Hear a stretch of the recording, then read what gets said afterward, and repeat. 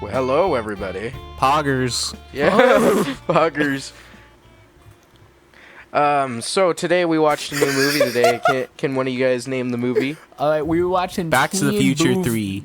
Teen Beach Movie, Yep. directed by Jeffrey Hornaday. What do you think of that name? I think that's I think it sounds a hot. very great name, to be honest. I Yeah.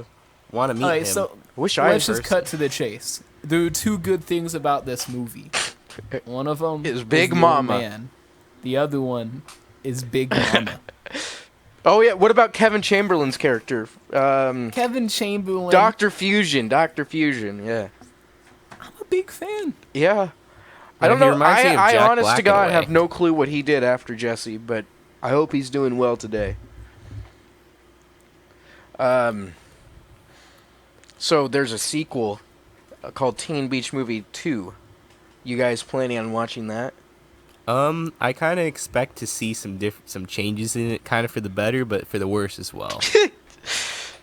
I mean, feel I just- don't really see how he could recreate the magic So, that much. so guys, let's Yeah, be, that's how it is with most of let's these. be serious. Let's do a plot review. Okay, so the movie starts out with this girl and she's going off to a private school because private schools are bad and Disney Channel wants you to know that. She's going off and she has to leave her boyfriend.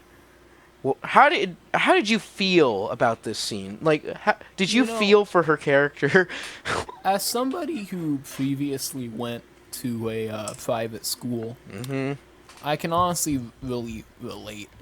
I mean, if you go to that school, you see so many gay people, and honestly, the treatment of those people that you see at this private Christian school, honestly, it really reminds me of that because, you know, any form of relationship that doesn't fit these white heterosexual values, honestly, just weren't really accepted there. The school that we went to, I mean, it wasn't much of a boarding school as much, as like it was in the movie. But sometimes I've heard about people staying overnight if they run into problems with the Bible teacher. So on that topic, how do you feel just about like acceptance, like during the movie? What does that kind of make you feel like, or I'm sorry, can you what made repeat you that? really like see that during the movie? What? Acceptance. Acceptance? I mean, there is this recurring theme. Girls can do whatever they want to do. Yeah, it has a very feminist overtone. I want to see a girl Like, so be a man. they go to the 1960s, I believe, and this girl is just disgusted by what she sees. Women dressing pretty, wanting to impress the boys, and she's like, "No, no, no, no! You can dress for yourself." And Andy hates women. yeah, I must say I hate women, and no, but I mean, come on, like. Was this feminist messaging? Not that there's anything wrong with feminism, okay? But was this messaging necessary for the plot of the movie? What do you guys think? Well, I mean, the movie... Oh, sorry, Sean. I was just gonna say, just in general, I feel like things have just gotten worse with just like kind of how you guys are talking about, like how feminist movement's going on. Just like women can do anything. Is that wrong? Yeah, what's wrong with that? Considering the movie didn't exactly have much of a plot anyway, I think they could put whatever messages they want in there and it's like acceptable. Yeah. Also, So on the anyway, topic- so like her boyfriend, whose name is Brady, her name is Mac, by the way. They go on a surfboard and then they get sucked up by this huge wave and then they go into a movie. How do you think that? So like, how do you guys think movies are made in their universe? Because like, does every movie that gets produced does it make a new dimension? Because it mentions later in the movie that they are in a different dimension. So how do you guys think that works? Well, honestly, like I said earlier, I think it's kind of just going off the plot of like Back to the Future almost. Yeah, well, Back to the Future, he went back in time. You know, that all made sense. But Well, they technically did these just wash up on a well, beach. no, they didn't go back in time. They went inside a They movie, switched dimensions. which took place in a different time from them. But yeah, I mean, they didn't go back in time per se. I mean, have you ever heard of some of the sketchy government involvement from like Walt Disney, like him trying to start up like Epcot as like this, like dystopian city? I honestly could see Walt Disney having involvement with like intergalactic, species that can control dimensions. Speaking So he of probably incorporated that into some of the movies he produced. speaking of Walt Disney, you ever saw? Okay, so Sean's a pretty big Family Guy fan. Daniel, you're not, but there's this episode of Family Guy where Stewie and Peter go to Disney World, and Stewie gets captured and and he sees all these children that are slaves of the Walt Disney Company. They even make a joke saying that they're property of the Walt Disney Company. Now, I have to notice that the guy that plays Mac's grandpa doesn't seem to be fully there. Like, do you think they have like old people slaves that they have dementia or something? They just bring them out for this movie. Well, I because feel like there's he just an old seems guy just- in like every universe, kind of. He just Like, there's seems just so an old guy kinda like confused in that. the movie. He's like, I mean, I'm a little worried about Big Mama. Speaking about yeah. confused, how do you guys feel like just about like them calling it something where they kind of go back to the 60s almost in like a different universe? what? Even though it's like not really 60s stuff. Like they don't have Well- 60s clothes or 60s style. Well, I mean, I'm I pretty sure wouldn't. Back in the '60s, they didn't, break into random musical. Yeah, well, they moments had. either. What are you talking about? They had like the '60s style. They had like bikers dressed up with like huge hair. The surf. I don't think surfing was really big in the '60s. I'm probably dead wrong on that. I'm sorry. That's when the But- thing started out. I thought.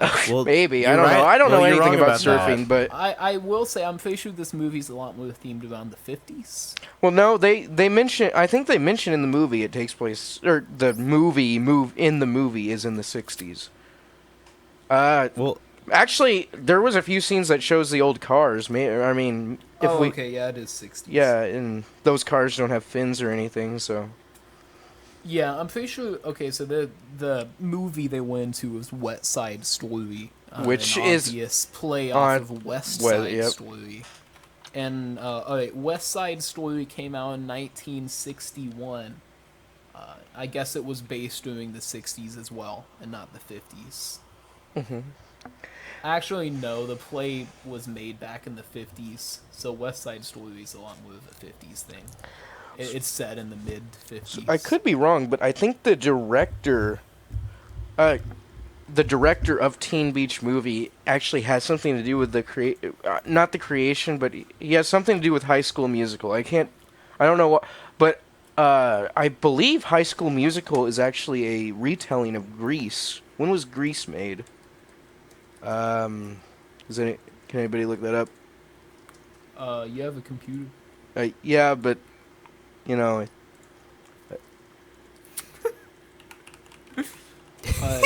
Shut up. Just. Grease came out in 1978. Oh, that's a lot sooner than I thought. Okay, I was wrong. My point was retarded. I'm sorry. so do you guys have any other points you'd like to share in the podcast? Well, we need to see Teen Beach Movie 2, man. Yeah, we'll probably come out with the podcast soon about that if we Yeah. do watch it. I'm a little scared to watch it. Why? Because it's, you always hear, have you ever heard the philosophical story of the man in the cave? No.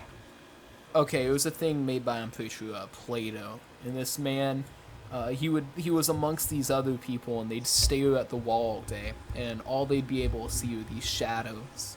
And then, at one point, he stepped up out of the cave. He was freed, and he sees the light, and the light's like overwhelming for them. But after a while, he adjusts to it.